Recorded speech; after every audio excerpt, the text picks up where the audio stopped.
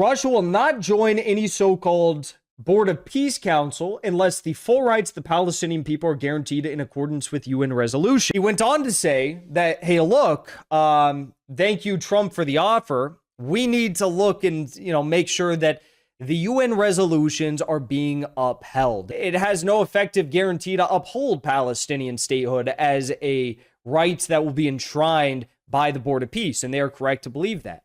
Russia also came out, Putin said, Russia's $1 billion contribution to the Board of Peace would primarily be to aid the Palestinian people. Hamas and the United States have reached an agreement for the group to hand over weapons and Gaza tunnel maps while remaining a political party. It's unclear what the full terms of this agreement are, when this happens, under what circumstances. But regardless of any circumstances, the deal will allow Hamas to remain as a political party and military leaders to leave Gaza safely. Israel has reservations, of course, because they said countless times they're going to wipe Hamas off the face of the earth and there would not be a single Hamas member left at the end of this. Trump has unveiled his Gaza Board of Peace, as well as Jared Kushner unveiling his Gaza peace plan, which I guess they want to turn Gaza into like a Dubai chocolate Labubu world, where they have they have Abu Dhabi investments all over the place, and it just looks like a completely fake AI generated city out of some like Call of Duty map, or I don't even know what's going on. It's the most insane thing I've ever seen. What is going on right now?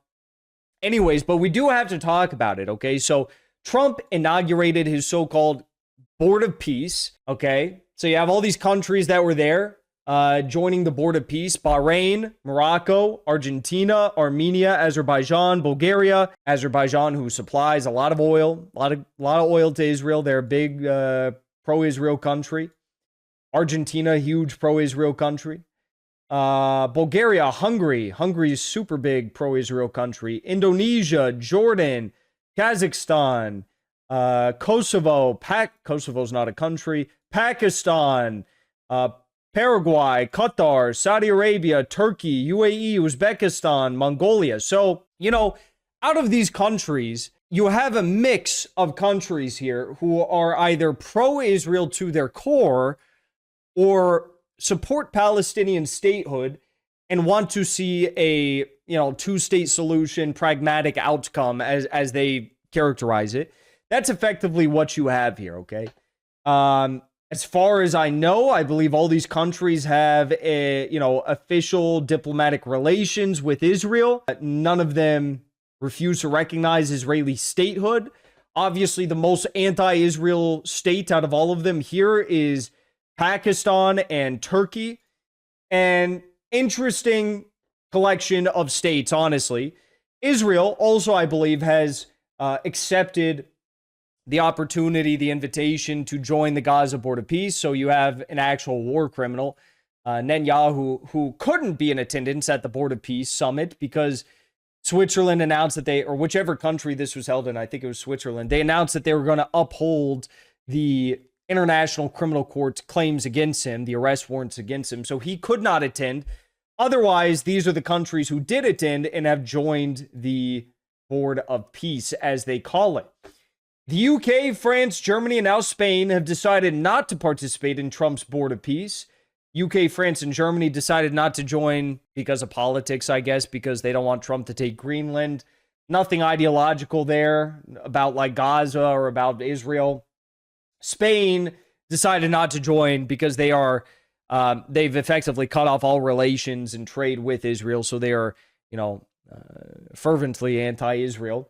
And I guess they don't think that this is going to cut it, right? Basically, you have all these countries that have joined the Board of Peace, and none of them are going to have their voices heard regarding what actually happens in Gaza. Trump, the U.S., Jared Kushner, Witkoff, they're going to be the ones, Netanyahu, they're going to be the ones that dictate what actually happens in Gaza. Israeli Prime Minister Benjamin Netanyahu will skip the signing of the Board of Peace in Davos after Switzerland confirmed it would enforce the ICC arrest warrant over war crimes in Gaza. So that's actually good news. Anyways, so here's what's the peace plan that Jared Kushner, I guess, has unveiled. So it's going to be some like blockchain, tax haven, crypto hub. Labubus and, Dubai chocolate will be sold in every storefront.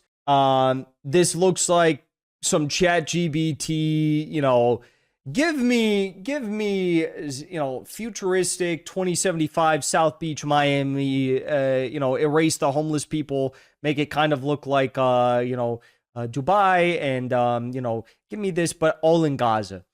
All of this should be generated in the photo on the graves of 200,000 dead Palestinian civilians. That's effectively what they're doing here. I mean, it's really unconscionable. It's really just unconscionable. You're going to generate some like AI chat GBT nonsense about these massive developments in Gaza built on the graves, open air graves of dead Palestinian Gazan children. And this would be as insane as if, I saw someone say something. It's like, could you imagine if someone like did an AI generation of building a giant city over Auschwitz or something like that, developing Auschwitz into a major industrial hub now? Like, it would be as unconscionable as that. And the truth of the matter here is that it is unconscionable, not because it looks highly developed, it looks like a technologically advanced society. No, that's not the problem here. I am pro-development. I want Gaza, I want West Bank to have, the ability to industrialize and develop and become beautiful societies that have all amenities, all prosperity, high standard of living, all these sorts of things. The difference between what I want and what Jared Kushner wants is that Jared Kushner wants what he and his, Tel Aviv base, Abu Dhabi base investment buddies will make the most money off of in the future Gaza. What I want is whatever the Palestinian people want, because I believe that the Palestinian people have a right to, determine their own future. If the Palestinian people want something like this, then okay. But if they want to develop in a different way, if they want to maintain their own cultural practices, their own traditional values, their own way of life that looks different than whatever ChatGPT generated on Jared Kushner's computer, then that is what they should have, right? But this is the master plan now that Jared Kushner has put forward. Total rejection of any sort of, Palestinian, taking into account any sort what the Palestinians actually want. All right. That's why President Putin gained a lot of headlines over the weekend when he came out and said this. In a meeting, speaking with members of the Russian executive branch, President Putin said Russia will not join any so-called Board of Peace Council unless the full rights of the Palestinian people are guaranteed in accordance with UN resolution. So he went on to say that, hey, look, thank you, Trump, for the offer. We need to look and, make sure that the UN resolutions are being upheld. And this is what Spain referenced as well. The president or prime minister of Spain, Pedro Sanchez, he came out and said, look, we need to make sure that whatever happens in Gaza, the UN resolutions, the UN framework on Gaza's future, both countries, Spain and Russia, they believe in a two-state solution as per the UN resolutions on the matter. They feel as though this Board of Peace, because it is operating outside of the United Nations Charter, it has no effective guarantee to uphold Palestinian statehood as a right that will be enshrined by the Board of Peace, and they are correct to believe that. Russia also came out, Putin said, this is also very interesting. He said Russia's $1 billion contribution to the Board of Peace would primarily be to aid the Palestinian people. We can allocate these funds from assets that were frozen by the previous U.S. administration. We discussed this with U.S. representatives. So Putin said if we do join the Board of Peace, we'd be happy to contribute funds to aid the Palestinian people. Medical supplies, these sorts of things, basic humanitarian needs, making sure people have, a home to live in, a roof to be under at nighttime, right? This is what he said. And we are going to discuss the initiative by the President of the US about the establishment of the new organization. From what we see, it is aimed, first of all, at resolving the situation, the conflict in Palestine, in the Gaza Strip. Maybe you've heard that we expressed our willingness to allocate $1 billion to this Board of Peace organization. First of all, to support the Palestinian people, to allocate these funds to restore the Gaza Strip and to resolve the Palestinian issues in broader terms. We can allocate these funds that were from the assets that were frozen by the previous U.S. administration. We believe it is possible because we discussed this option with the representatives of the U.S. administration, and today we plan to have a meeting and to discuss this matter in Moscow with them. In any case, we are happy that we stay in contact, that we continue with our contacts. So that was President Putin's meeting with Mahmoud Abbas, the effective president of the Palestinian Authority. Worth noting, of course, that there is no one but Mahmoud Abbas for President Putin to meet because Mahmoud Abbas is the effective leader of the PA. Despite however corrupt and spineless he might be, that is the official Palestinian leader by international, law, by the UN, okay?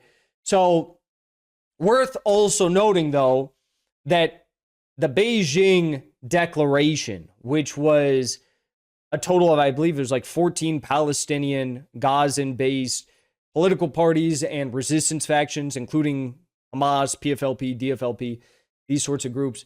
Their Beijing Declaration that they created on the future governance of Gaza initially began in Russia. So Russia was the first country where Hamas and all these organizations came to meet not too long ago in 2024 or early 2025 regarding, this governance structure about how can Gaza move forward politically with all these varied factions and very, very dynamic security infrastructure, of course, with Hamas.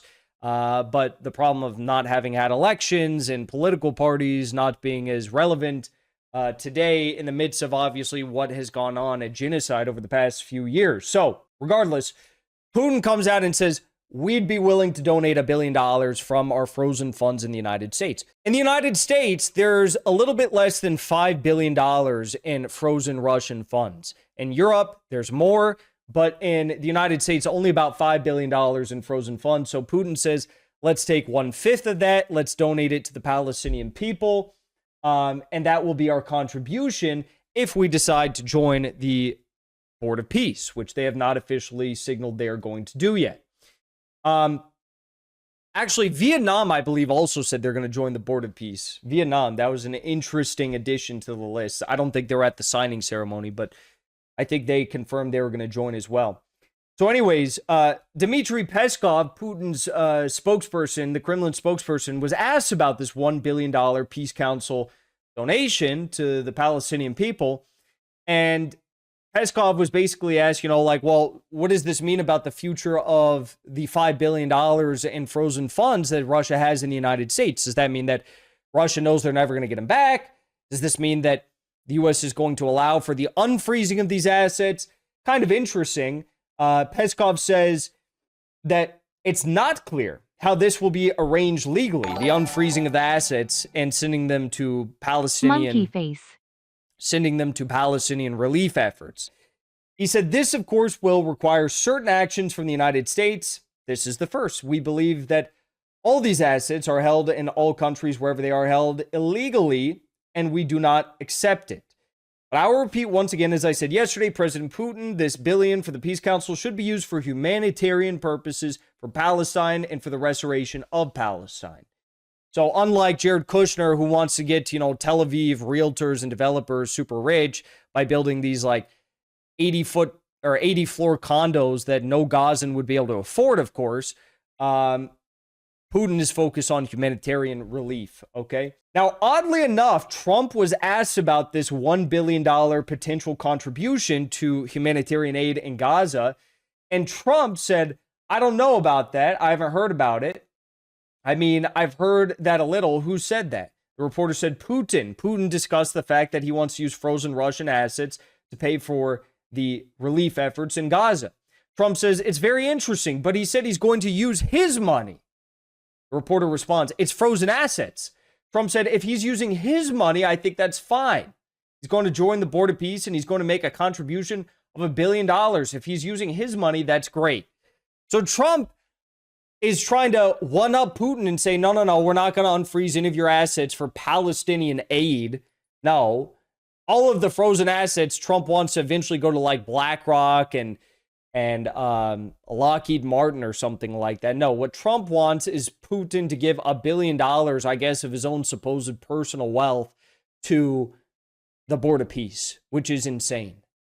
He's saying, no, not the frozen assets. Putin has to give his personal money. So already, the Board of Peace is off to an amazing start. We have a world leader saying, I'm willing to give up our state assets, frozen state assets of $1 billion to allow to be used for relief efforts in Gaza. And Trump is saying, no, only if Putin gives $1 billion in his own personal bank account, as a private citizen to the Board of Peace, will that be sufficient? Insane. Okay. This is interesting. Palestinian Technocrats Committee Chief Ali Shat says that Rafa crossing will open both ways next week. The announcement was issued by the White House with the White House logo published alongside the Board of Peace Charter suggesting coordination. And the most interesting development over the past 48 hours regarding Gaza has been this right here, in my opinion. Hamas and the United States have reached an agreement for the group to hand over weapons and Gaza tunnel maps while remaining a political party. It's unclear what the full terms of this agreement are, when this happens, under what circumstances. But regardless of any circumstances, the deal will allow Hamas to remain as a political party and military leaders to leave Gaza safely. Israel has reservations, of course, because they said countless times they're going to wipe Hamas off the face of the earth and there would not be a single Hamas member left at the end of this.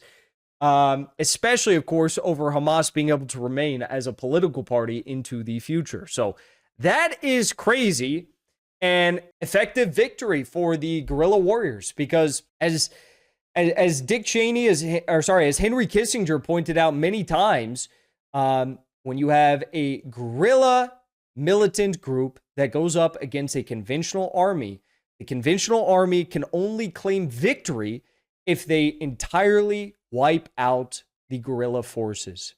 If the guerrilla forces survive in any way, shape, or form, if they avoid total eradication, that is a victory for the guerrillas and defeat for the conventional army from the state actor. And that is exactly what we are seeing now. So, U.S. allowing and I guess effectively recognizing Hamas as a political party in Gaza, shocking development. Didn't think I'd see it this quick, but unsurprising to say the least, because Israel is not capable of urban conflict against, guerrilla militants, and that's exactly what they were going up against in Gaza, and that's Lebanon as well, effectively, and that's why they just resort to genocide and carpet bombing all of these peoples and all these countries. It's the truth, simple truth. They can't do anything about it. They can whine and complain and say they're going to wipe them all out, but the only thing they're doing is killing civilians in mass. Hamas now still remains as a political party and is more popular in Gaza and actually across the world than at any point in their entire history.